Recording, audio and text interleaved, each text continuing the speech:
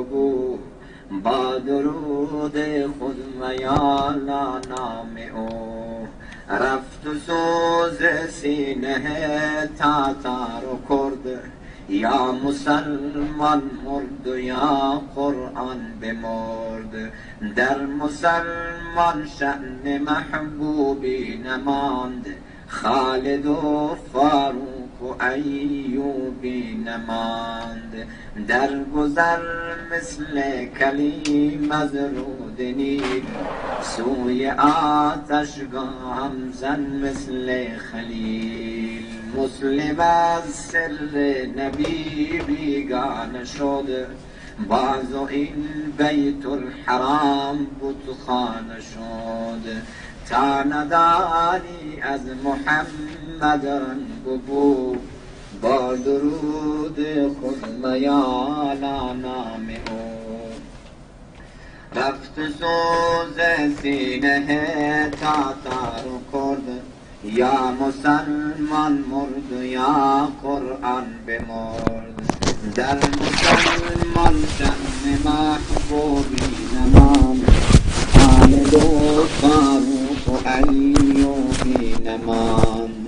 در قیامت هر نهان پیدا شود، خود به خود هر مجرمی رسوا شود. دست و گوید من چنین دزدیده‌ام، لب بگوید من چنین بوسیده‌ام. پا بگوید رفته همراه حرام، گوش گوید چیده‌ام سوء الکلام. در قیامت هر نهان پیدا شود، خود به خود هر مجرمی رسوا شود.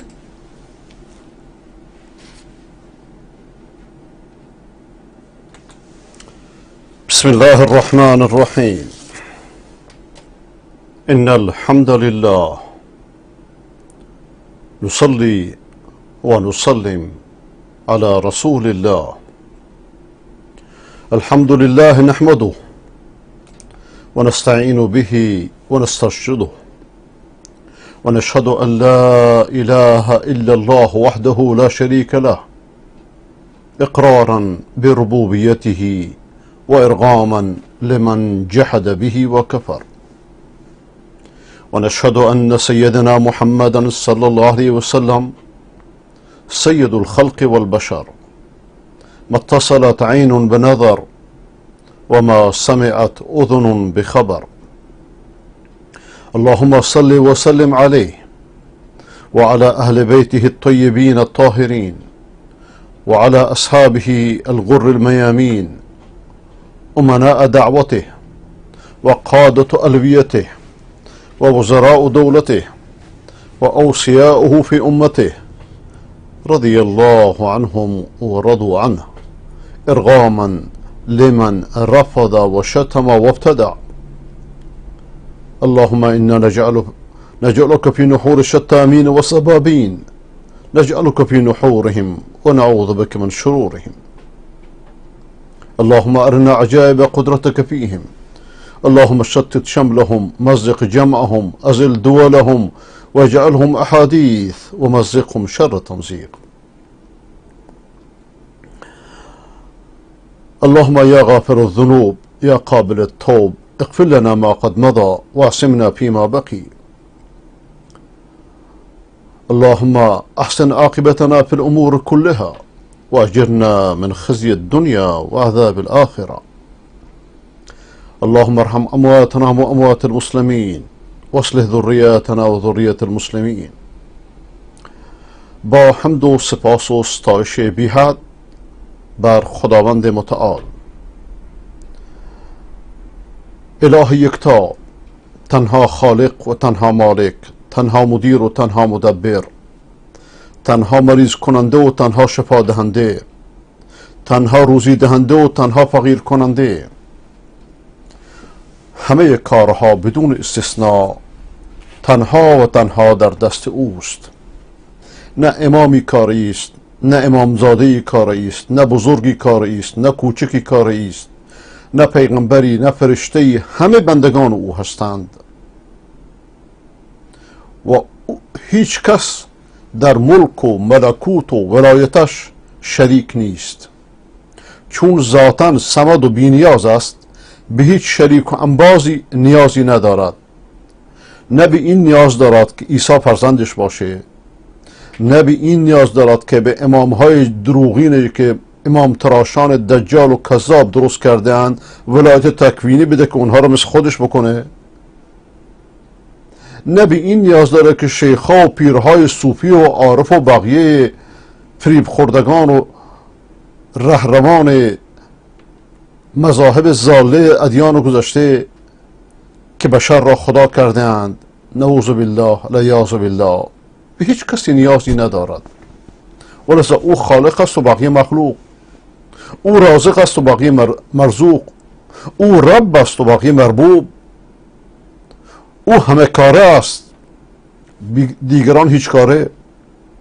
به هر مقداری که بنده او باشند به اون مقربتر می شوند و بس. اما در ملک و ملکوتش شریکند، این جز بت پرستی نیست. در صفاتش شریکند، کار خدایی میکنند، جز شرک مطلق چیزی دیگری نیست.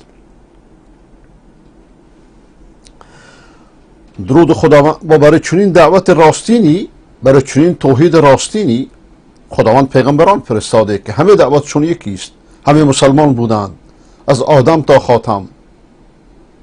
درود خداوند بر همه اون رهبران و پیام آوران راستین و نفرین خدا بر پیام تراشان و پیامبر تراشان و امام تراشان و بقیه کذابان و دجالان تاریخ که دین را به نام دین ملوث کرده اند. و درود خداوند به خصوص بر سرور انبیا و رسول باد که با تحمل رنجهای فراوان گنج آسمانی توحید و خداشناسی را در جهان چنان منتشر کرد که تا امروز که امروزه همه دنیا در شناخت توحید مدیون زحمتهای اوست. علیه السلام و علی آله و صحبه الکرام. و درود خداوند بر عطرت طاهرش، بر نسل پاکش، بر همسران پاک دامنش، مادران مؤمنان و صالحان و نیکان، نه مادران سبابان و شتامان و کذابان و صیغه زادگان و شرک زادگان و سربازان یزگرد در لباس اسلام که اسلام را به خود مشغول کردند در لباس رافضیگری و تشیع. خداوند شرشون را به سر خودشون بازگرداند، ما و ملت ما را شرشون رها گرداند و به ملت ما توفیق بدهد که شر و شرارت 5 قرنه را که این باطنیان خبیث بیدین و بددین به نام تشیع بر اسلام مسلط کرده اند بفهمند و بدانند که هیچ ربطی این عقاید نه به اسلام دارد و نه به اهل بیت دارد، که اهل بیت کرام همشون موحد و یکتاپرست و تابع قرآن و سنت مثل بقیه مسلمانان بودند و هیچ تفاوتی در عقیده با دیگر مسلمانان نداشتند. و درود خداوند بر اصحاب محمد باد که بهترین اصحاب بر بهترین پیغمبر بودند، بهترین یار و یاور بر مقتدایشان بودند، بر رهبر و پیشوایشان بودند. به کتابش ایمان آوردند، به پیامش چنگ زدند، به احکام کتابش مو به مو عمل کردند و چنان در این راه جانفشانی کردند که خداوند بعد از پیامبر دست پروردگان و شاگردان و پیامبر را الگوی همه مسلمانان از اهل بیت و غیر اهل بیت برای در طول تاریخ قرار داد و به مؤمنان گفت که اگر بخواهید همان بهشتی را که اونها را به شما وعده دادم شما را نیز اونجا ببرم، همچنان که از اونها راضی شدم از شما نیز راضی بشوم، به نیکویی از اونها پیروی کنید. و رسول اکرم خودش هم صلی الله علیه وسلم همیشه تأکید کرده که الله فی اصحابی لا تتخذوهم من بعدی غرضا من احبهم فبحبی احبهم و من ابغضهم فببغضی ابغضهم من اغضبنی فقد اغضب الله و من اغضب الله یوشک ان یأخذ.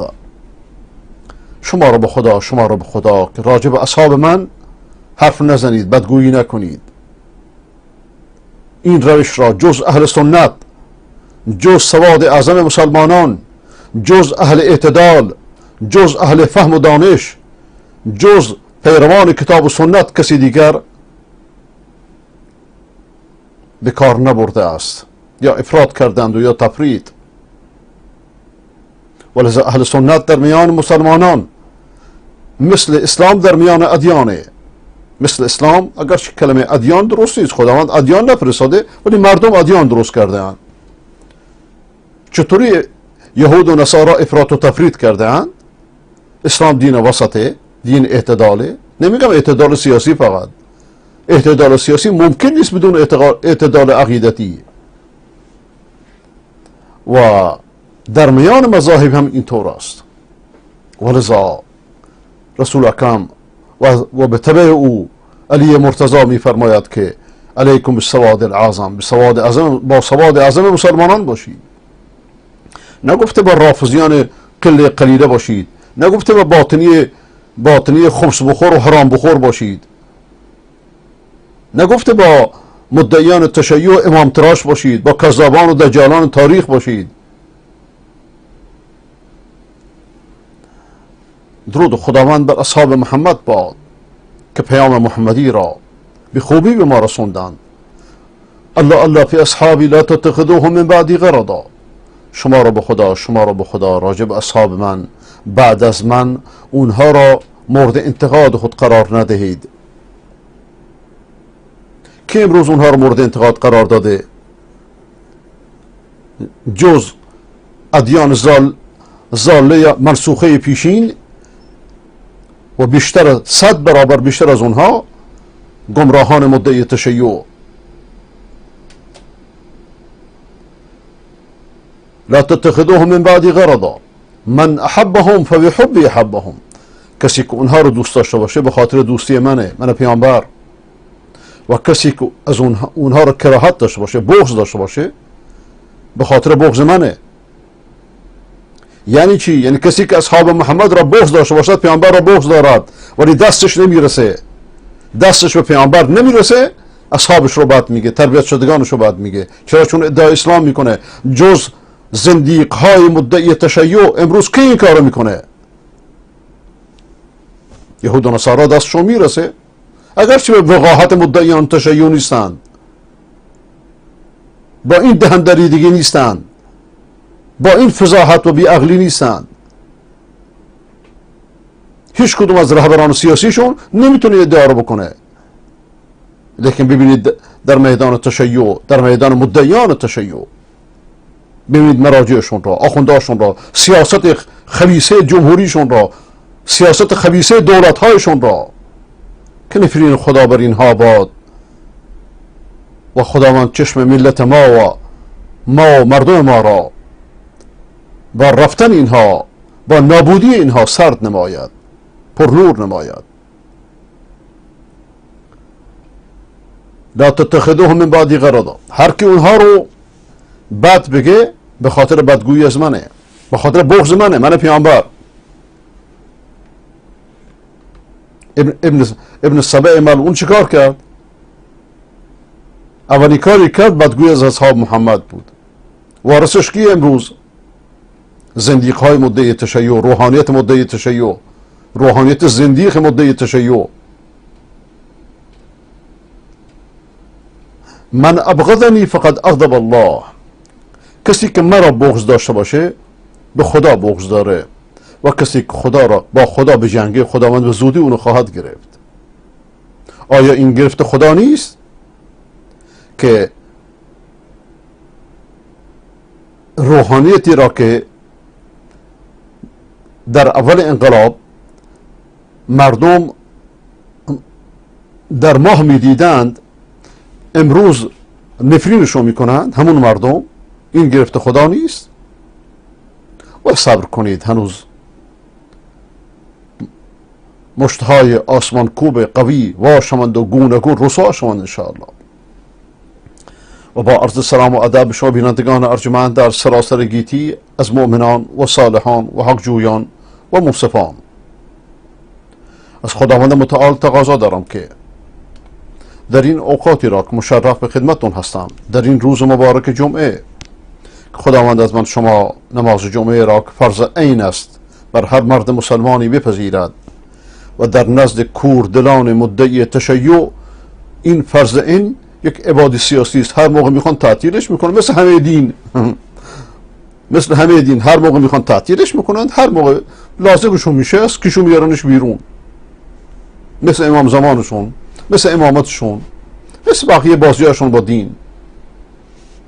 و از خمینی ملعون یک نماز جمعه نخوند، سیستانی رو کسی نمیبینه نماز جمعه بخونه، برای که فرض عینش نمیدونن. چرا؟ چون این از وظایف آقاست. حضرت آقا صاحب امر غیبت کرده. و چطور از وظایف آقا برای خمس گرفتن تراشیدینش؟ چرا خمساشو میگیری پس؟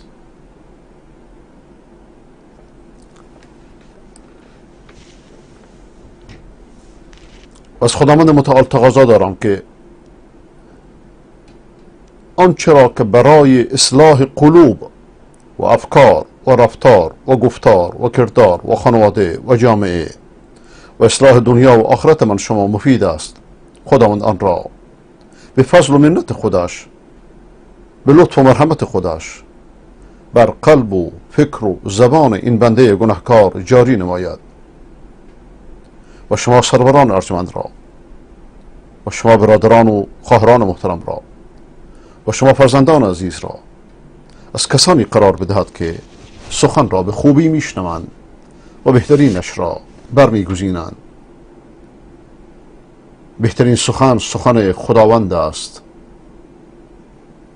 همون سخنی که روحانیت دجال مدعی تشیع 2 جلدش رو داده به امام هپروتیش و 1 جلدش هم که گذاشته میگه قابل فهم نیست. کاری را که نه کلیسا تونست انجام بده، نه کنیسه تونست انجام بده، نه آتشکده تونست انجام بده، اومدن اینا رو درست کردند و هر چی که دلشون خواست انجام دادن.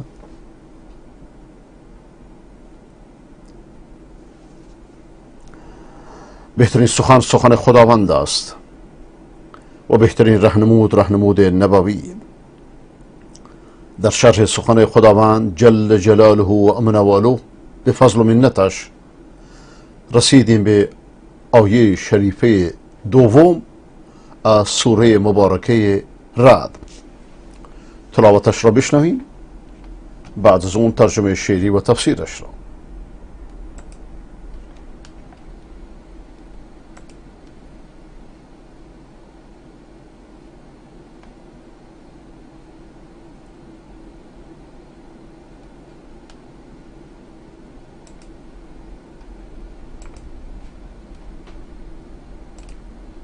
بسم الله الرحمن الرحيم. ألف لام ميم را. تلك آيات الكتاب والذي أنزل إليك من ربك الحق ولكن أكثر الناس لا يؤمنون. الله الذي رفع السماوات بغير عمد ترونها ثم استوى على العرش وسخر الشمس والقمر كل يجري لأجل مسمى يدبر الأمر يفصل الآيات لعلكم بلقاء ربكم توقنون.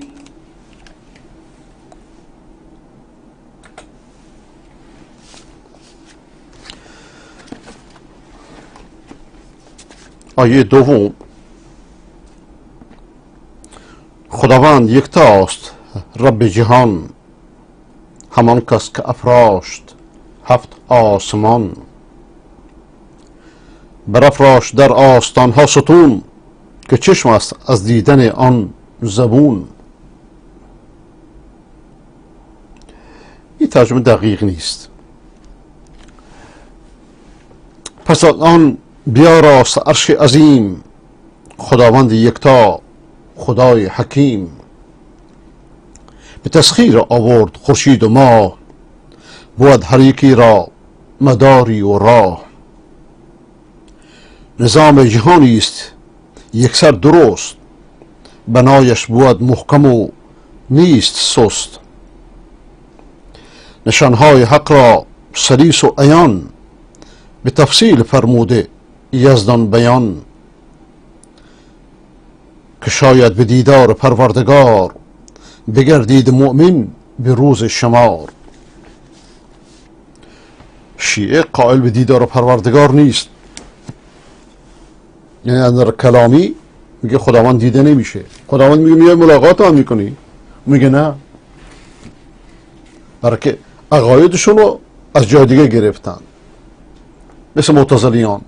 و این از آثار معتزله که اینو میگن این حرفو.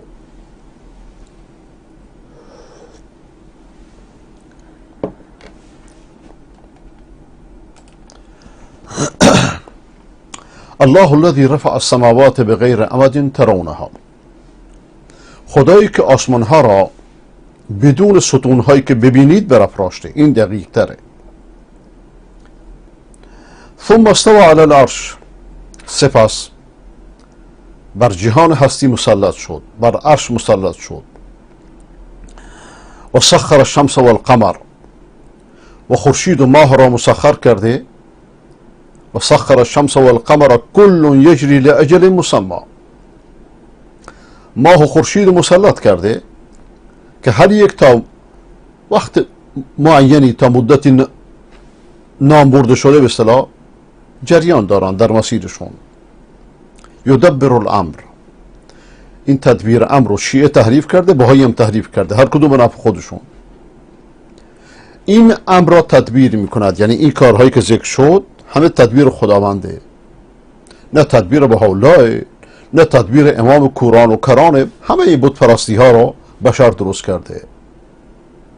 یفصل الآیات، این آیات رو تفسیر میده، بیان میکنه، شرح میده.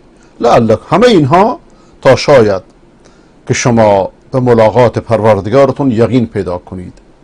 با این روشنی میگه نه، ملاقات نیست. چه خدایی که شما میپرستید ملاقاتش نمیکنید؟ الله الذي رفع السماوات بغیر عمد. در آیه سابق فرمود که آیه اول تلك آیات الکتاب، اینها آیات کتابی است که انزل الیک من ربک الحق، این آیات کتابی که از جانب خداوند درت نازل شده حقه. خب شما یک کتاب میاد، یک کتاب، یه نامه، یه بیان، یه منشور از دوستتون، این کتاب یه موقعیتی داره پیش شما، یه حجمی داره. اگه کتاب یا نامه یا پیام یا رسالت، هر چی میخوای اسمشو بذاری، اگر شخصی بالاتر از دوستت بیاد بازم یه حجمی داره. اگر از فرماندار بیاد، از استاندار بیاد، از وزیر بیاد، هر کدوم یه حجمی داره. خب اگه این کتاب از پادشاه بیاد، از رئیس جمهور بیاد، از رهبر کشور بیاد، اینجا دیگه موقعیت این کتاب، حجم این کتاب در نظر شما بسیار متفاوته. فوری نگاش میکنی. اگه نامه باشه خط خودشه، بهت میگن نه این خطش نیست، این امضاشه. این امضا خودشه، یعنی با جدیت به کلماتش دقت میکنید، اصلا در پوست نمی گنجید. شما تصور کنید الان یه نامه براتون اومد مثلا از رئیس فلان کشور خودتون که هر دنگ بردنگیه، خامنه‌ای بر گدای دیروز و شاه امروز بر هر کسی نامه نمیفرسته، لیکن در اروپا بر هر کسی نامه بفرستی جواب میدن. من اینجا برای که نامه فرستادم جواب اومد، برای رئیس جمهور فرانسه نامه فرستادم فوری جواب اومد با یک ایمیل. رئیس جمهور سابقشون البته.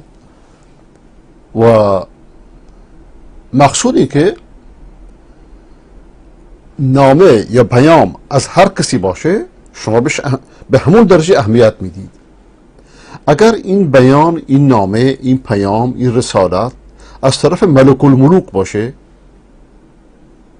آیا اصلا با سخن دیگران، با پیام دیگران، با نامه دیگران قابل مقایسه؟ ملک الملوک یا شاهنشاه، کلمه شاهنشاه نسبت به غیر خداوند گفتنش حرامه، بلکه شاه شاهان خداونده.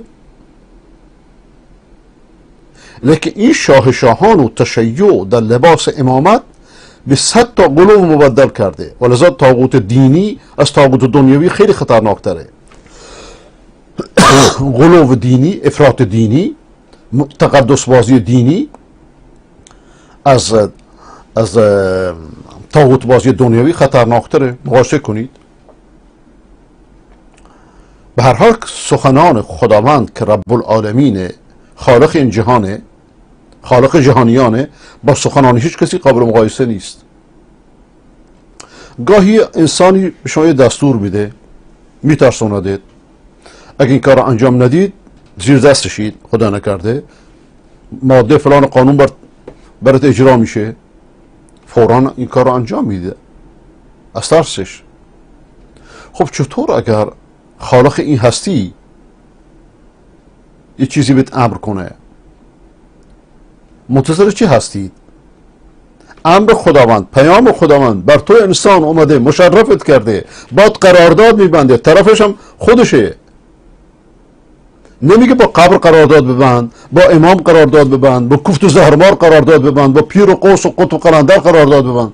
خود خداوند میگه بیا با من قرارداد ببند، هر لحظه هم که میخواهید من حاضرم.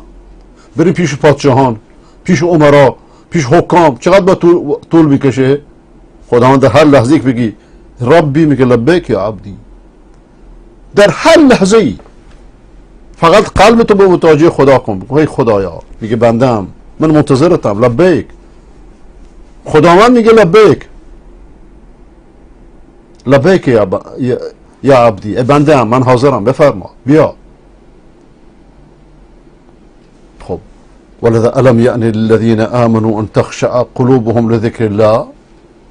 آیا وقت اون فرا نرسیده که برای کسانی که ایمان دارن قلبشون خاشع بشه به ذکر خداوند، به ذکر خدا؟ قلبی را که ذکر غیر خدا درش هست به ذکر خدا خاشع نمیشه. قلب صوفی، قلب عارف، قلب شیعی، قلب امام پرست، قلب عیسی پرست امکان نداره به خدا خاشع بشه، امکان نداره، دروغه، هر چی شنیدید دروغه. یه قلب دو چیزو جا نمیشه. ما جعل الله لرجل من قلبین فی جوفه. دو تا قلب در انسان نیست.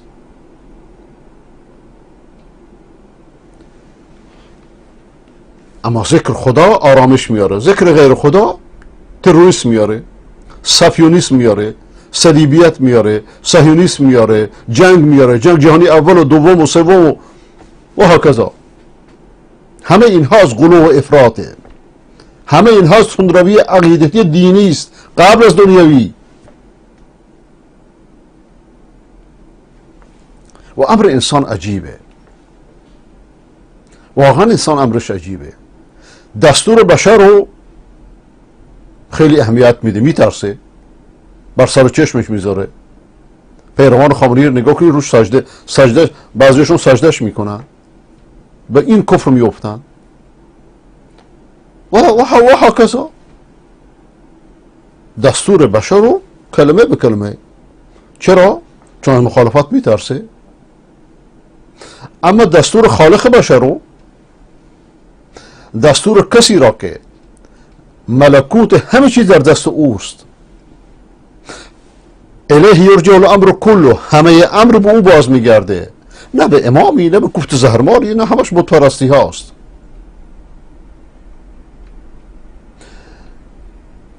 دستور کسی را که انسان از خاک آفریده، سپس نطفه، سپس او را یک انسان قرار داده، سرنوشتش دست اوست، سرانجامش پیش اوست. راجع به امر او دو دله. این کتاب قرآن از پیش کیست؟ از پیش رب العالمین. چرا؟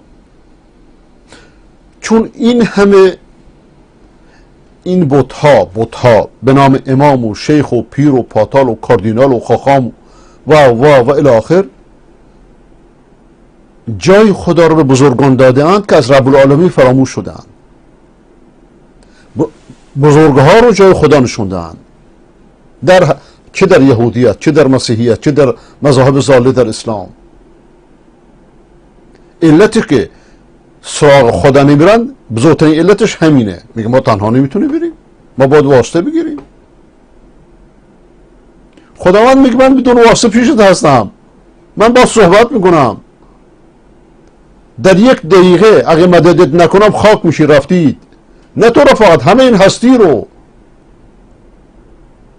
الله الذی رفع السماوات بغیر عمد ترونها. الله اون ذاتی است که آسمان ها را بدون ستونی که شما ببینید برافراشته. شما اگه با یه شخص ملاقات کنید، دوستت بهت میگه که این فلانیه، سوال میکنه که اسمش چیه، میگه فلان، میگه خوشوقتم. انسان مهذب با ادب باشه میگه خوشوقتم. و همتون مهذب با ادب هستید. میگه بهت میگه دکتر فلان، مهندس فلان، عالم فلان. با این کلمه شما او رو به دیگری نگاه میکنید، مستواش بالاتر قرار میدی. اما اگه بهت بگه که این مهندس مثلا طولانی ترین پل در جهان بین دو قاره طراحی کرده، پل معلق که زیرش یک کشتی کامل هر چقدر بزرگ هم باشه رد میشه، پل بین آسیا و اروپا بر دریای بوسفور. وقتی چنین بهت بگه بیشتر تعظیمش میکنید، بیشتر احترامش میکنید. بهت بگه این همون شخصیه که تونل بین فرانسه و بریتانیا رو زیر دریا گذاشته، یک تونل کامل زیر دریای مانچ. ماشینا میرن، میگه این همونه، این کارو کرده. این همون شخصیه مثال که زیر دریای شمال یک پایگاه بزرگ گذاشته برای استخراج نفت زیر دریا. چقدر کارمند درش هست، چقدر چاه نفت درش هست. و این شخص همون شخصی که ساختمان 20 طبقه رو 100 متر نقل میکنه. مثال یه مهندس چطور نقلش میکنه؟ ساختمان 20 طبقه رو نقل میکنه. البته ما دیدیم در ترکیه، دیدیم هم ساختمانی رو. هر چقدر از این نبوغ ها بهت بگن در چشمت بزرگتر میشه. خب این راجع به یک مهندس، راجع به انسان. وقتی خداوند میفرماد که الله الذی رفع السماوات بغیر عمد ترونها، چرا بی تفاوتید؟ خداوندی که آسمان ها رو برافراشته بدون ستونی که شما ببینید. میدونید عظمت این هستی رو، عظمت این نجوم و این سیاره ها رو؟ همه اینها آیه هایی است برای ذات خداوند. خداوند بر نشون دادن خودش آیه ها خلق کرده. مشرکان این آیه ها رو از چشم مردم دور کردن، اومدن تپرود درست کردن، حجی مجیلا کرجی درست کردن، یکی شیخی، یکی پیر، یکی پاتال. نتیجه چی شده؟ لامپ خوری، عقرب خوری، سینه زنی، زنجیر زنی، گل مالی و استعمار. همیشه اینها رو استفاده کرده. هر موقع که استعمار آمده تصوف و تشیع رشد کرده در داخل اسلام. این خورشیدی که من شما میبینیم، میدونی حجمش چقدره؟ 1,300,000 برابر حجم کره زمین. با دهن گفتن آسونه فقط. 1,300,000 برابر کره زمین. یعنی چی؟ یعنی خورشید، حجم خورشید برابر با 1,300,000 کره زمینی که درش بیندازید. حجم زمین چی؟ شما یک کشور رو نگاه کن، مثلا سوریه رو، عراق و ایران و یک کشور در نظر بگیر در نقشه و وقتی اینو شما تجسم کنید در نقشه جهان، یه نقطه که شاید نوشتن پایتختش هم بزرگی میشه. اینو شما در به حجم آسیا نگاه کن. خب آسیا، اروپا، افریقا، امریکای شمالی، جنوبی، استرالیا، این قاره های پنجگانه تقریبا 1/5 زمینه، خمس زمینه. مال امام زمان این خمسی پیدا شد بالاخره. 1/5 خشکیه، 4/5 دریاست. میگن امام کران دلیل نداره، این هم دلیلش. آخونده یا لبه چسبید. میدونی زمین رو به چه تشبیه کردن در مقابل این هستی کائنات؟ شما در زمستان اتاقتو جارو میکنید. اگر در اتاق هوا از پنجره اتاق نور خورشید بیاد، یه ذراتی رو میبینید در هوا. کل کره زمین مثل یک ذره نسبت به این هستی. کل کره زمین. خب شما وقتی به آنتاروس یا قلب العقرب نگاه میکنید، دانشمندان میگن که خورشید و زمین با مسافتی که در بینشون هست، این سیاره همه این خورشید و زمین و مسافتشون درش جا میشه. اگر به کهکشان راه شیری نگاه کنی که کهکشان من شماست، درش 1 میلیارد میلیون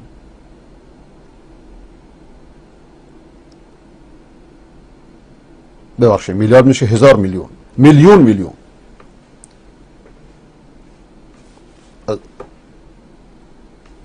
و تریلیون و تریارد و کاتریارد و میلیون سیاره یا ستاره درش ظاهر میشه، درش جا میشه. کهکشان راه شیری طولش 150,000 سال نوریه. میدونه بین من و شما و بین ماه مسافتمون 1 ثانیه نوریه، 1 ثانیه نوری. بین من و شما و بین خورشید 8 دقیقه نوریه. مجموعه شمسی کلاً 13 ساعت نوریه. کهکشان راه شیری طولش 150,000 سال نوریه.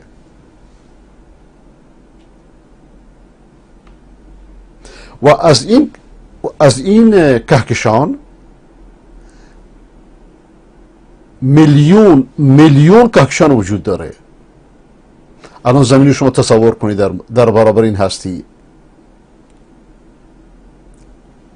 یکی از جدیدترین کهکشان‌هایی کشف شده، کهکشانی که در جای خودش بوده، نورشو فرستاده که 12,000 میلیون سال نوری قبل از 12,000 میلیون سال نوری الان کجاست؟ نمیدونیم. این نوری که فرستاده قبل از 12,000 میلیون سال نوری بوده، تازه به انسان رسیده، به کره زمین رسیده. ولذا دانشمندان میگن که کهکشان هایی هست که از روزی که آفریده شده و تا الان نورش به ما نرسیده، هنوز نورش در راهه. در صورتی که نور در هر ثانیه 300,000 کیلومتر رو طی میکنه. اللهی که بالا تکوینی داره اینه، نه بت هایی که آخوندهای قالی و افراطی درست کردند که دین و ملوث کردند. الله صاحب اسماء و حسنا اینه تا بدونید که ولایت تکوینی که شیعه به امام مدعیان تشیع به امامان زورکیشون دادن، به امامان مجعولشون دادن، و وحدت وجودی که صوفیه و عرفا جعل کردن، چه جنایت بزرگی در حق خداوند یکتاست و همچنین چه جنایت بزرگی در حق خود ائمه. هر کسی که در بارش غلو شده روز قیامت در ملأ عام محاکمه میشه. یا عیسی ابن مریم انت قلت للناس اتخذوني وامي الهین، عیسی پیغمبر و خداوند در مقابل بشریت، کل بشریت محاکمه میکنه. تو به مردم گفتی که من خدایم، منو مادرم خدا بگیرید؟ عیسی میگه ان كنت قلته فقد علمته تعلم ما في نفسي ولا اعلم ما في نفسك. تو منزهی ده خدایا، اگر من چون این چیزی رو میگفتم تو میدونستی من جزی که گفتم که خدا رو بپرستید نگفتم. عیسی محاکمه میشه، بقیه محاکمه نمیشن، بلکه اتمام حجت بشه به پیروانشون، بر تقریعشون، بر تأدیب کردنشون. الله الذي رفع السماوات، خداییست که آسمان ها رو برافراشته. این کهکشان ها نزدیکترین ستاره به ما قطبه، 4000 سال نوری فاصله شه، 4000 سال نوری. اگه بخوایم مثلا با ماشین اونجا بریم سفر کنیم، میدونید چقدر وقت نیاز داریم؟ مثال ماشین، مثال در مسیر که مناقشه نیست، 27,000 میلیون سال نوری احتیاج داریم که ما ماشین به این مسافت رو طی کنیم. الله الذي رفع السماوات بغیر عمد ترونها، خداوند اون ذاتی است که، الله اون ذاتی است که آسمان ها رو برافراشته بدون ستونی که شما ببینید. این آیه دو تا معنی داره، روی این آیه توقف بیشتر خواهیم کرد. البته یه معنی که شما ستونی نیست، خداوند به قدرتش اینا رو نگه داشته. شما وقتی در یک مثلا دکان میبینید که یه پارچه ای آویزونه بدون هیچ چیزی، تعجب میکنید، نه نخی نه چیزی، چطوری این آویزونه؟ فوری سوال میکنید تا اینکه نگاه میکنید که نه، یه نخهایی هست که دیده نمیشه، مثلا عرض میکنم از بس که شفافه. وقتی شما چیزی رو ببینید که بدون نخ یا بدون پایه معلقه، تعجب میکنید. این آسمان ها رو کی برافراشته؟ خداوند میگه من برافراشتم. ان الله یمسک السماوات والارض ان تزولا، خداوند آسمان ها و زمین رو از این که زائل بشه نگه داشته، از این که آسمان بر زمین بیفته. مثال عرض میکنم، و السماوات مطویات بیمینه، آسمان ها همه در دست قدرتش قرار داره. این آسمان ها رو که برافراشته؟ خداوند. اینجا دو تا معنی داریم، این که با قدرتش اونها رو نگه داشته، با قدرتشون، کسی که اینها رو خلق کرده قدرتش بالاتر از اینه، بدون ستون که شما ببینید. خب تمام شد. این یک معناه.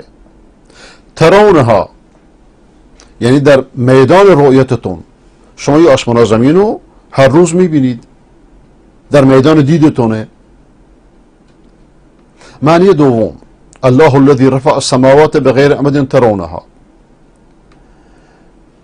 یعنی که ستونهایی هست لیکن شما نمیبینید. ستونها نیروی جاذبه. شما اگر دو قطعه مغناطیسی رو که یک حجم دارن بر یک سطح میز، سطح مسطح بگذارید، اگه بخوایم یک کره آهنی مثلا بین هر دوتاشون قرار بدید که مستقر باشه، نه اون این رو جذب کنه، نه مغناطیس اول نه مغناطیس دوم، یه مقدار سخته، بلکه دقت میخواد. چیکار میکنید؟ شما نقطه وسط رو پیدا میکنید. اگه 1 میلیمتر این ور و ور باشه جذب میشه و چیز سختیه ولی ممکنه. اما اگه 2 قطعه‌ای که دارید در حجم متفاوت باشن، حجم 2 تا مغناطیس، این دیگه اینجا نیاز به حسابهای پیچیده ای دارید، بلکه قوه جاذبهشون هم به حجم مرتبط میشه هم به مسافت. این یکی بزرگتره اون یکی کوچکتره، حساب دقیق میخواد. یه موقع میبینیم جا مناسب نیست، هر کار میکنی داری میبینی جذب میشه، جذب یکیشون میشه. میتونید مثلا این کره آهنی رو جای بذارید که اصلا جذب نشه، خیلی سخته. امام زمان هپرودی لازم داره. اما اگه تو رو مکلف کنن مثلا در دانشگاه یا در هنرستان صنعتی یک کره آهنی رو بین 3 آهنربای متفاوت با حجم‌های متفاوت بگذاری که مستقر باشه، تکون نخوره، این محاله. و اگر مکلفت کنن که این کره آهنی رو در فضا بین 2 تا ستون بگذارن، این شبه مستحیله. اگه اینها رو حرکت بدیم، اگه اینها حرکت بکنند خودشون، اینو مثال هدفی دارم ازش، این خیلی مشکل تره. خب چطور نسبت به این کائنات که درش در هر کهکشانی 1 میلیون سیاره وجود داره که هر کدومشون حجم خاصی دارن، نیروی جاذبه خاصی دارن، مسیر خاصی دارن، طبیعت خاصی دارن. یکی طبیعتش غازیه، یکی طبیعتش سفت و سخته، یکی طبیعتش ملتهب آتشینه، یکی طبیعتش خاموشه مثل آتشفشان خاموش. و چطور در نهایت همه این کواکب و سیاره ها هم مستقرن و هم در حال حرکتن. و این از بزرگترین نوع استقراری که من شما در ذهنمون میتونید تصور کنیم. هم مستقره هم حرکت میکنه. استقرار ساکن خیلی آسونه، اما هم حرکت میکنه هم مستقره. شاید چیزی رو در میز میذاره مستقره، این آسونه. لیکن این سیارها، این کهکشانها همشون با حجمهای متفاوت در مسیرشون میچرخند، با مسیرهای متفاوت، با طبیعت متفاوت، با قوه جاذبه متفاوت. ان الله یمسک السماوات والارض ان تزولا.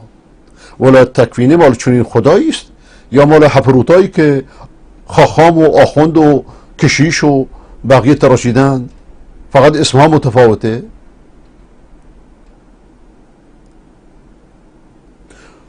خداوند در آیه سوره فاطر میفرماید که جزئی از آیه ان الله یمسک السماوات والارض ان تزولا.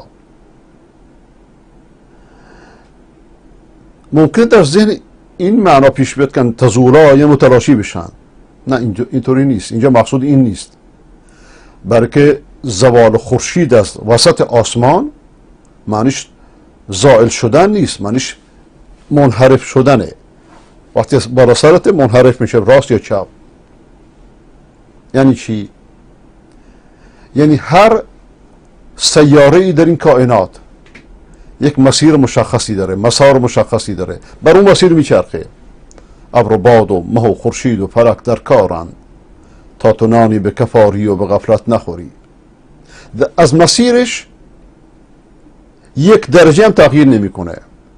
اگر از هر کوکبی میلیون ها میلیون کوکب سیاره اگر 1 درجه از مسیر خودش منحرف بشه، مسیر جهان متوقف میشه، اختلال پیش میاد.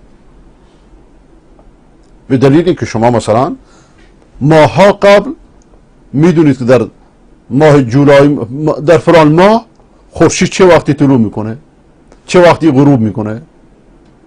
اگر زمین یک مسیر مشخصی نمی داشت، یه ذره تکون میخورد، یه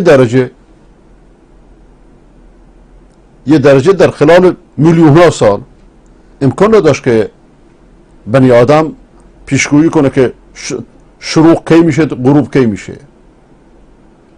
دقیق ترین ساعت ها رو در جهان با مسیر بعضی ستاره ها مشخص میکنن، توقیتشون رو میگن این ساعتی است که مثلا در سال 3 ثانیه فقط اشتباه میکنه.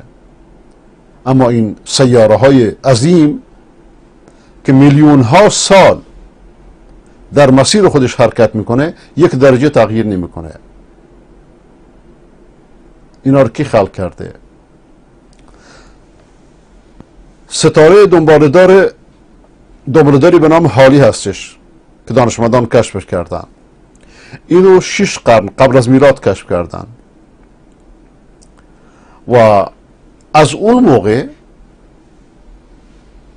مسیرش 1 درجه، نه زیاده نه کم.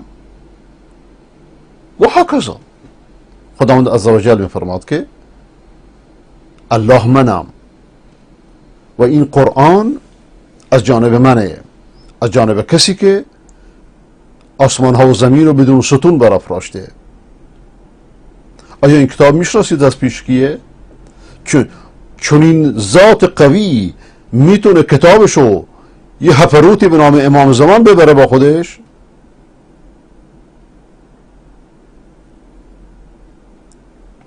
تا اینجا توقف میکنم، انشاءالله که باقی رو در جلسه دوم ادامه خواهیم داد انشاءالله.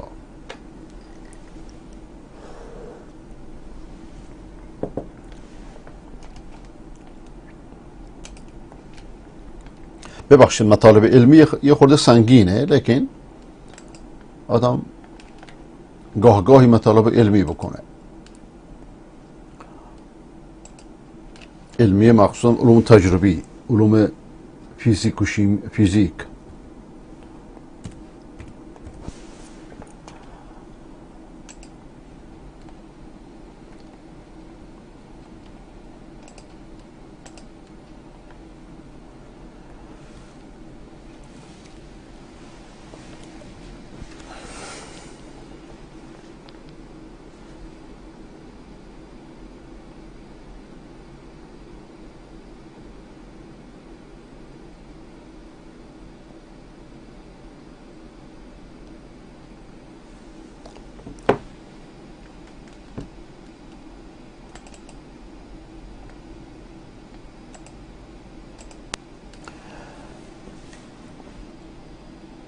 کلیپ هاتون رو بررسی میکنم. از انقلاب ترافیکش موند، از آزادی میدان، از استقلال هتل، از جمهوری خیابانش. سالهای سال همه چیز تغییر کرد به جز ساندیس هایی که رویشان نوشتند از اینجا باز کنید، ولی مردم هنوز از اونجا باز میکنند. حسین پناهی. بله، ملت بزلگو.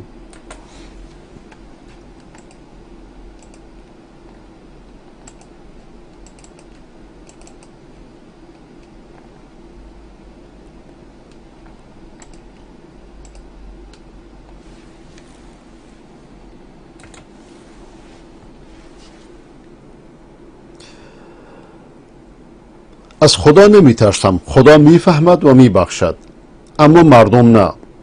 نیکوس کانتازاکیس، نمیدونم کی هست، کازانتزاکیس، اصلا اسمش خوندنش مشکله. و از خدا نمی ترسم، خدا می فهمد و می بخشد. این سخن هم خوب هم بدیه. خوبه که انسانی که امید به بخشش خدا داره، لیکن خداوند با کسی رو میبخشه که با خدا اعتقاد داشته باشه و به حرف خدا گوش کرده باشه، نه که خدا رو قبول نداشته باشه میگه خدا میبخشه.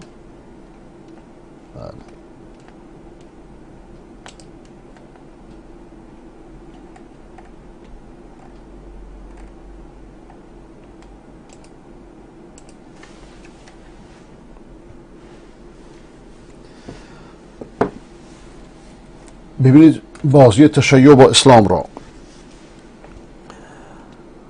عزاداری با عکس آنتونی کوین، حمزه سید الشهدا با عکس آنتونی کوین، گرفتار چه آدم های بیعقلی هستیم. اینا براشون نه حمزه مهمه نه حسین مهمه، براشون خر کردن مقلدان خود مهمه و بس.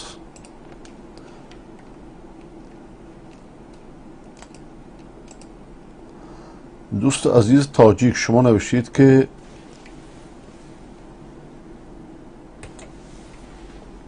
کسی که در کفر آخوندا شک کند مسلمان نیست. بله، کسی که در کفر آخوندایی که عقایدشون رو میشناسند، چون آخوندا معمولا جاهلند، اکثر آخوندا جاهلند، ولی مراجعشون و عقیدهشون، با این حال من عوامشون رو تکفیر نمی کنم. با این حال عوامشون نه که عقیدهشون خوبه، نه، به خاطر که حجت برشون تمام نشده.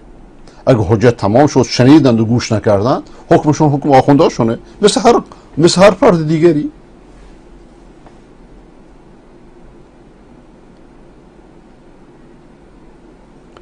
استاندار یزد، بفرمایید.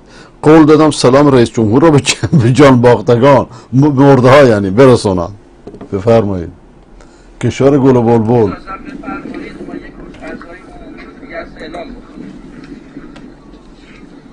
زنده باشید آقا. من سلام شما رو به همه مسئولین و جان باختگان و خانواده هاشون انشاءالله میرسونم. چشم. بله. این استانداره. استاندار که سلامو به جان باختگان مرده میرسونه.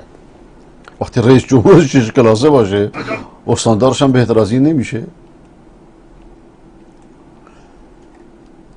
فرمایشات آیه مولازاده رو باید با ابطلا نوشت و به همه جا منتشر کرد. آنجا که میفرماند همین شرکیات بود که اسلام موسوی را به یهودیت و اسلام عیسوی را به مسیحیت مبدل کرد. بله، خیلی متشکرم از شما. خدا به خاطر حسن ظنتون بهتون خیر بده.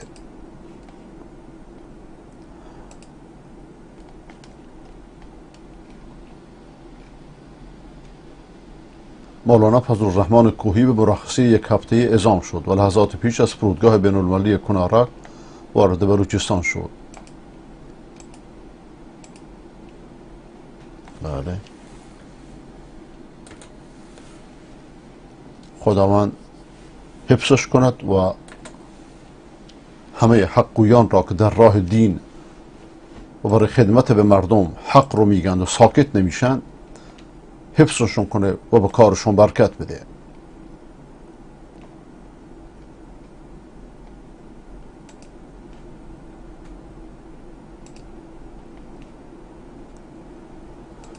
آقای سلطان سلیم، مسمومترین آخوند تاریخ بشریت. مگه آخوند غیر مسموم هم داشتیم؟ مگه رافضی غیر مسموم هم داشتیم؟ ولی بعضیشون سماشون رو میریزن، بعضیشون میترسن. تفاوت در اینجاست. شرک از سم بدتره. سم جسم آدم میکشه، شرک برای ابدالآباد انسان رو به جهنم میفرسته. تنها گناهی که خداوند فرموده که من نمیبخشم شرک، در قیامت البته. ببینیم این آقا چی میگه.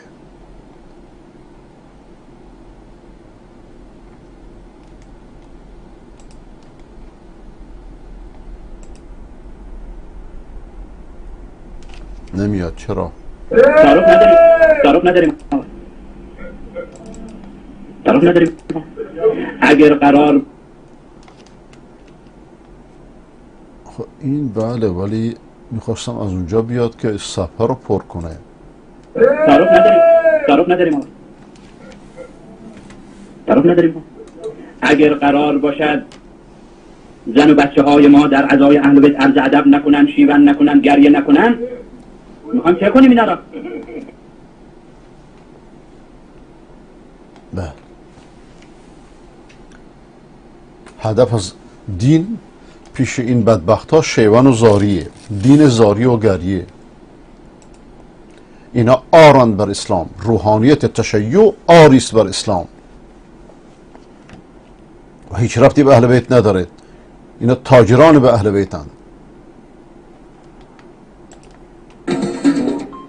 خب بریم پرده آخر. سر جعفر در زندان با اون وضع فجیع و اسفبار شهید شد. امام رضا در فشار سنگین طاغوت بود. عیالواری هم ذهن اینها همش بشر و بشر سنگین بود. نامه نوشت به علی بن ابی حمزه بطانی که وکیل امام موسی بن جعفر بود در بصره عراق کنونی. نامه نوشت بهش که آقا این پولایی که از دست مردم شیعیان گرفته خمس از مال من امام رضاست به نص قرآن کریم، پولا رو بده بیاد. اینم یه دروغ دیگه. امام رضا هرگز خمس نگرفته، تا حدی که آقای منتظری حیرانه که چرا خمس بعد از ائمه جعل شده. این در جواب حضرت نامه نوشت که بابای شما در زندان شهید شد و شما مدینه بودی. من میترسم پولا بدم به شما، بعد برادرت بیاد بگید امام منم به من بده. من چی جواب بدم؟ آقا در جوابش نامه نوشت ما نکنی حرفا را، پولا را بده بیاره. باطن قصه این بود که بهانه را جنگ پول است آقا، نه این است و نه آن است. حیله نان است، حیله خمس است. و رضا محمد حسین فضل الله لبنانی گفتم که در تلویزیون جزیره اگر متعه و خمس از شیعه بردارید اختلاف مذهبی باقی نخواهند موند. می آورد که این پولا نده. طلا مسخال چنده؟ 25 میلیون مسخال طلا خمس از امام رضا پروین جونور بود. دید اگر بخواد امامت امام رضا قبول کنه پولا رو باید بده. گفت واسه تو امام نیستی. امامت رو انکار کرد. بیا ببین از غضب داره میداره که آقای طلعاتی شب و روزگار کن. امان از دست این مترسکایی که آخونده درست کردن. خود اماما هرگز چنین نبودن. ظهور امام زمان و دستگیری اون، این دیگه چیه؟ اینو که قبلا که داشته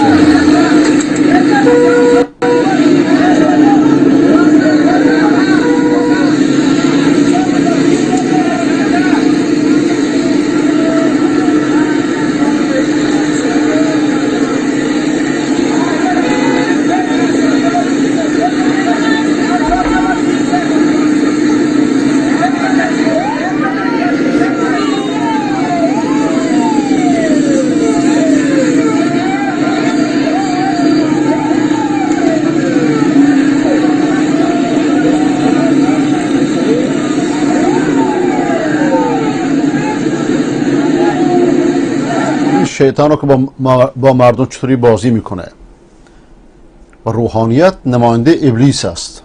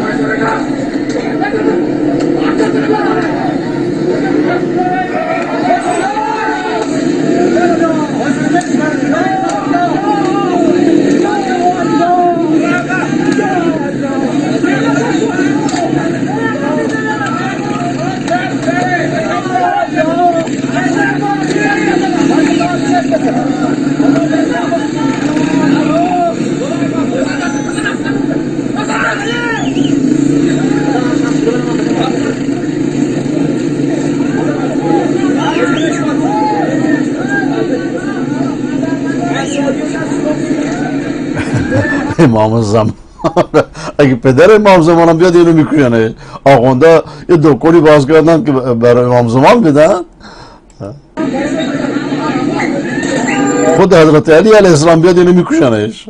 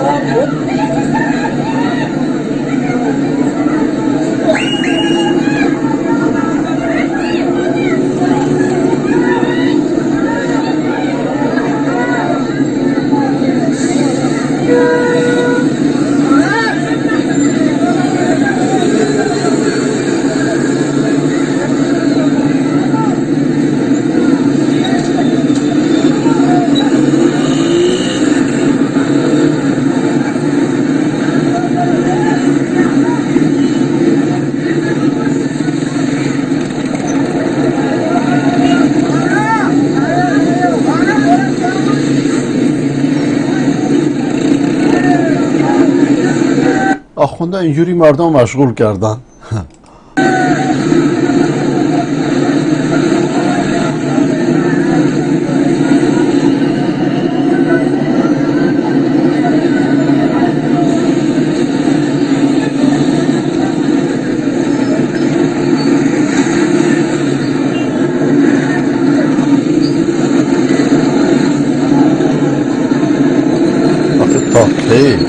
خیلی هم مثل طولانیه.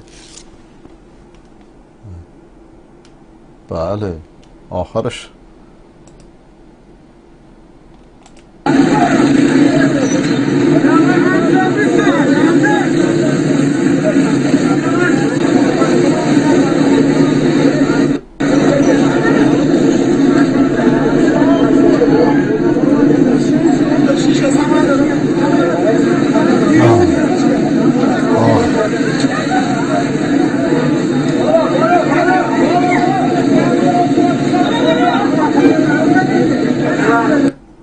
آخرش دست پای منظمانو بستن. یک نمایشنامه مسخره از ابتدا تا انتها.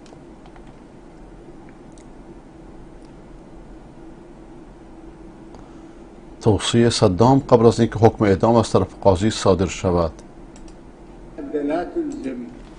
چرا عجله دارید آقای قاضی؟ من به عنوان یک عراقی به شما توصیه می کنم اگر در شرایطی هستید که باید حتما حکم اعدام برایم صادر کنید، به خاطر داشته باشید که صدام یک نظامی است و حکمتان باید اعدام با تیرباران باشد، نه اینکه او را مانند یک مجرم معمولی حلق‌آویز کنید. من این را فقط از شما به عنوان یک عراقی می خواهم. شما آزادید هر کاری که دوست دارید انجام دهید. بله. این چقدر محترمانه حرف میزنه و حرفای اینا رو با فحش‌های آقای خامنه‌ای مقایسه کنید.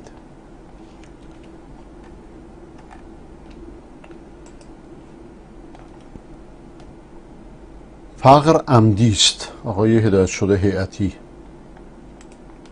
با احتساب وزن 1 گرمی $100 به عنوان بزرگترین دلار 150 میلیارد دلار 1500 تن وزن داره. حالا بدونین که در توافق قبلی اوباما 150 میلیارد دلار به ایران پرداخت کرده. برای انتقال این مبلغ باید از 170 تا هواپیمای ترابری 330 استفاده کرد. اما آیا شما تغییری تو وضعیت معیشت مردم دیدین؟ ما که ندیدیم. پس والا تغییری نداشته. وضعیت معیشت مردم بدتر شد که بهترم نشد. با 150 میلیارد دلار اوباما میشد 100 تا برج خلیفه ساخت یا 350 بار بین ایران و چین راه آهن ساخت. با 80 میلیارد دلارش میشد تمام ناوهای هواپیمابر دنیا با کل تجهیزاتش رو خرید. با 60 میلیارد دلارش میشد فقر و بیکاری رو تو ایران کامل ریشه کن کرد. امروز اما 60% ایرانیان با فقر دست و پنجه نرم میکنن. پس با این حساب تنها یک گزینه میمونه: فقر مردم ایران عمدیه. هیچ تغییری تو وضعیت مردم بر اثر برجام و توافق هسته‌ای ایجاد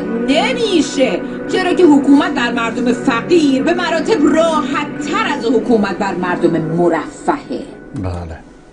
این البته از ابتدا تز رفسنجانی بود. وقتی که حضرت مولانا عبدالعزیز به رفسنجانی گفت که به مردم یه خورده آزادی بدید، گفت که جناب مولانا ما اشتباه شاه تکرار نمی کنیم. شاه آزادی داد، چی شد؟ بفرمایید. الگوی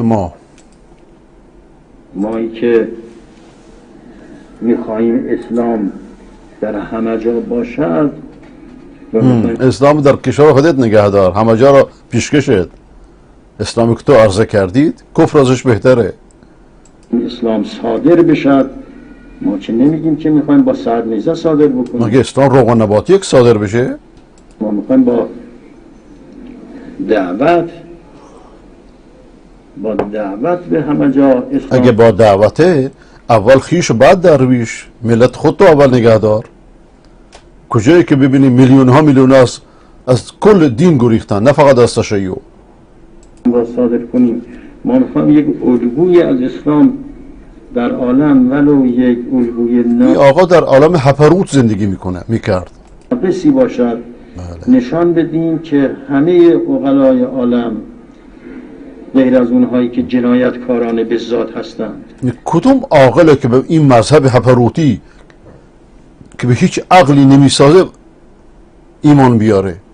اینو یه مشت مزدور، یه مشت مصلحت باز، یه مشتی که از شما خبری ندارن ممکنه فریبتونو بخورن. همه ملت های مظلوم بفهمند که اسلام چی آورده و میخواد چه بکند در دنیا. آره ملت های مظلوم.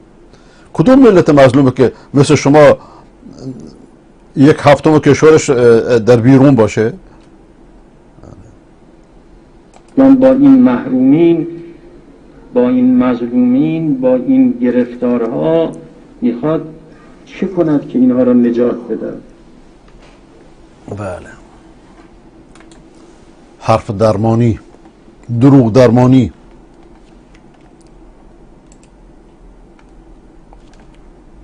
آقای شریف شما ننوشتید که کلیپ راجع به چی است؟ خواهش میکنم کلیپ ها را شرح بدید. بعضی کسا هستن که یک تعداد زیاد مسلمان ها را به کفر میکشن. مثلا امروز بعضی کسا در افغانستان به این عقیده هستن و این عقیده را برشان انگلیس ها دادن. عقیده چی هست؟ که اگر یک کسی مثلا یک سنت پیغمبر کرد که در مذهب ما نیست. ببینید 4 مذهب حق است. علمای اهل سنت میگن هر 4 مذهب اهل سنت حق است.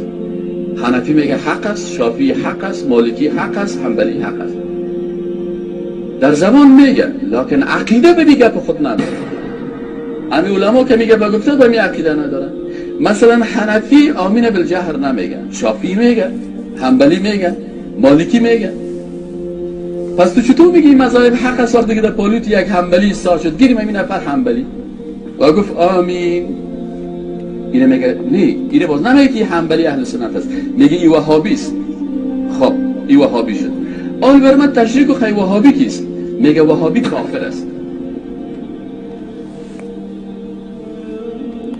این همش از جهله، هم از جهل، هم از تعصب و هم از تصوف. 3 مصیبت. و خودشان دعوتگر است. من از بیگانگان هرگز ننالم که بر من هر چی کرد آن آشنا کرد. تو آشنایی که در لباس دعوتگر مسلمان، در لباس جوان مسلمان، موسفید مسلمان در صف مسجد کرد ما هستی و تو میگی که مسلمانی که آمین میگه وهابی است. و وهابی چی است؟ کافر است. یعنی با گفتن آمین و اگر در حدیث پیغمبر ثابت شود که پیغمبر هم آمین بالجهر گفته، پس تو با اینکه پیغمبر هم کافر گفتی. اگر در و ثابت است، ثابت است. باز من بعد یک درس خواب گرفتم و یه احادیث شکل شبرتا نشانم. اگر گفت کسی با انگشت خود حرکت میته این کافر است، وهابی هست.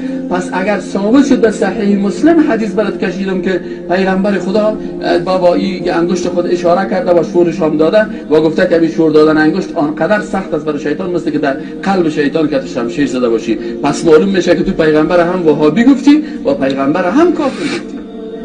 ابوبکر صدیق هم کافر گفتی، حضرت عمر هم کافر گفتی، صحابه کرام کلش کافر شد. اگر بگویی که امی رفع الیدین کار وهابی است و این کفر است و وهابی کافر است، پس اگر ثابت شد در احادیث صحیحی که پیغمبر خدا رفع الیدین کرد، اگر ثابت شد که چندین هزار تن از صحابه کرام رفع الیدین میکردن، باز چی میگی؟ پس ایناله وقتی که تو دعوتگر مسلمان هستی جواب الله را چی میدی؟ بله.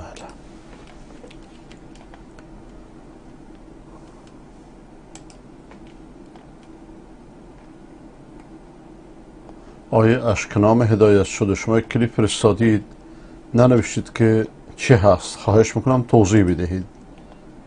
سلام فرمانده سلام از این نسل غیور جامونده سلام فرمانده سید علی دهر نبدی عاش پراکنده سلام فرمانده بیا دوی من بیا یارت میشه. بله.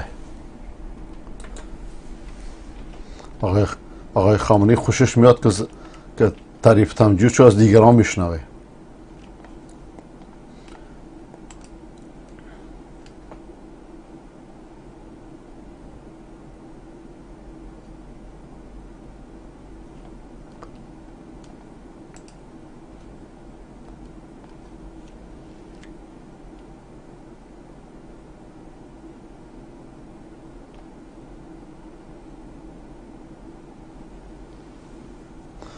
سلام استاد، ببخشید من چون آقای هدایت شده هیئتی، من چون همیشه دوست دارم وقتی کتابی را میخوانم که محتوای خوب و پروست باشد، دوست دارم دیگران هم توصیه خواندنش را بکنم. لذا میخواستم کتاب آنگاه حقیقت را یافتم نویسنده محمد سالم خشک 3 روز پیش در چی گرفتم و امروز تمام شده به دوستان بی ویژه هدایت جویان و هدایت شدگان پیشنهاد میدم و کلا بدانن صرف هدایت ما بی نیاز از دانستن نیستی. بله درست و بهترین دریچه برای آگاهی خوندن کتاب ها خوب دینی است. کتاب بسیار خوبیه، خودش من دیدم، 1 سال در حج هم انسان بسیار محترمی بود. آنگاه حقیقت را یافتم.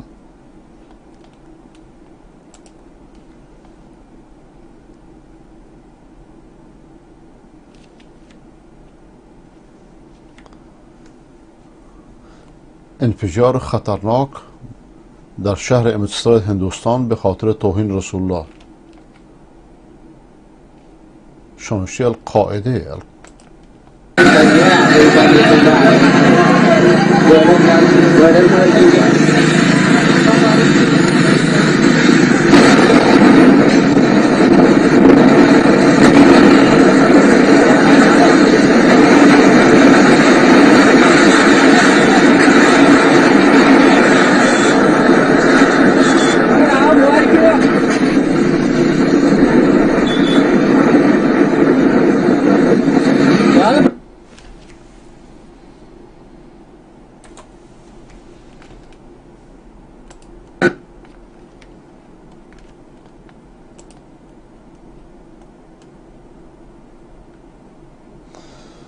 شوهرم به من خرجی کم میدهد، اگر از دیگران درخواست کنم حرام است؟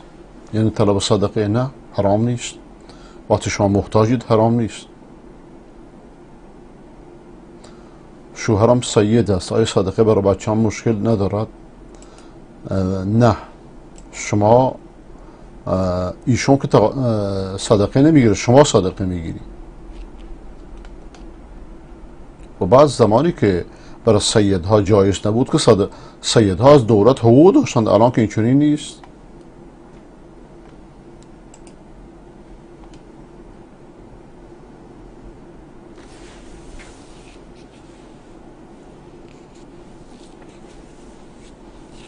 دست شما درد نکنه آقای اشکنام.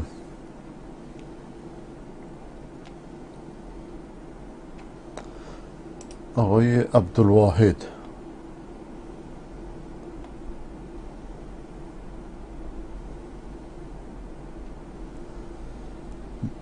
در مورد تکبیرة الاحرام دست تا اینجا ببرین، تا منکبین. احناف میگن تا گوشون، به خاطر که به منکبین برسه. هر دو درسته، ولی لزومی نیست که حتما به گوش اینجوری باشه. حسب المنکبین پیامبر خدا صلی الله علیه و آله فرموده. برای زن و مرد یکیه.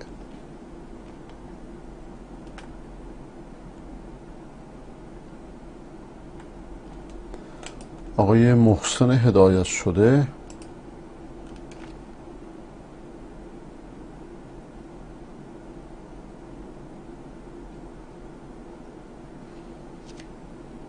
چشم، آدرس این حدیث براتون انشاءالله فردا ذکر میکنم. الانم شاید بتونم پیدا کنم. یه لحظه.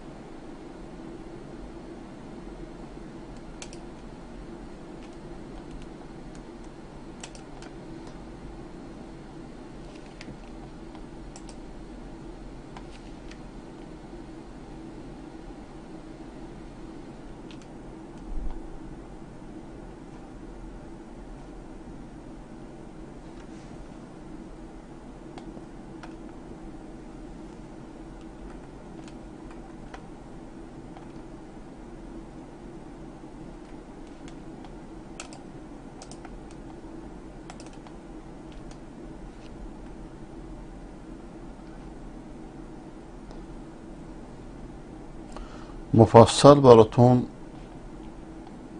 لینکشو فرستادم.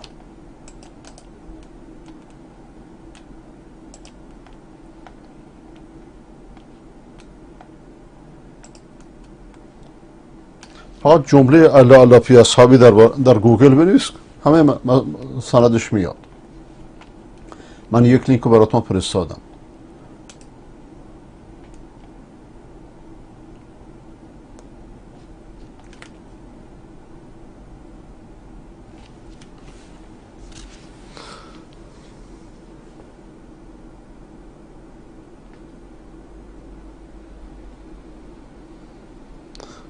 سلام بر شما. سلام بر شما. بعد از اول میگفتید، من الان دوباره دارم جواب میدم و این برای من در برنامه زنده دردسره. شما از اول باید میگفتید که لطفا من تلویزیون ندارم تا جواب بدم، تا میتونستم به شما بگم. الان یه سوال دوباره جواب بدم برای من سخته. به هر حال خلاصش اینه که شوهرتون وقتی بهتون خرجی نمیده، شما میتونید از دیگران صدقه بگیرید و اگر شوهرتون سیدم باشه و درخواستون هم حرام نیست. و شرط دادم که اوضاع سید امروزه فرق میکنه تا قدیم. درست سوال کردن نصف جوابه. آقای علی لور، این کلیپ پخش کردم بارها. پخش کردم. ارزش پخشی هم نداره. میگه که غیر شیعه به بهشت نمیره. بهشت مال شیعه، تازه عبادت سنی هم مال اوناست.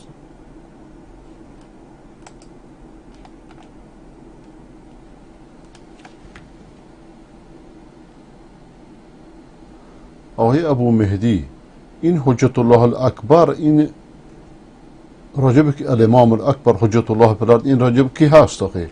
این قبر کیه؟ شما نگفتی قبر کیه؟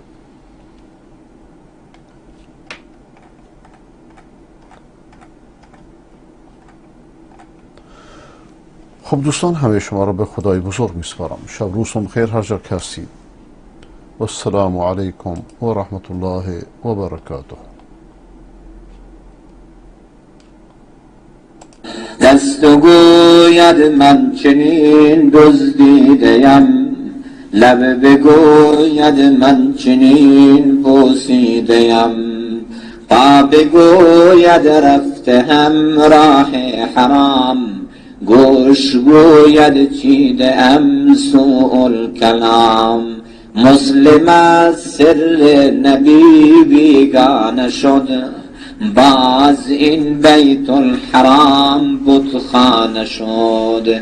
تا نداری از محمد رنگ و بو، با درود خود میالا نام او. رفت و سوز سینه تاتار و کرد، یا مسلمان مرد یا قرآن بمرد. در مسلمان شأن محبوبی نماند، خالد و فاروق و ایوبی نماند. در گذر مثل کلیم از رود نیل، سوی آتشگاه زن مثل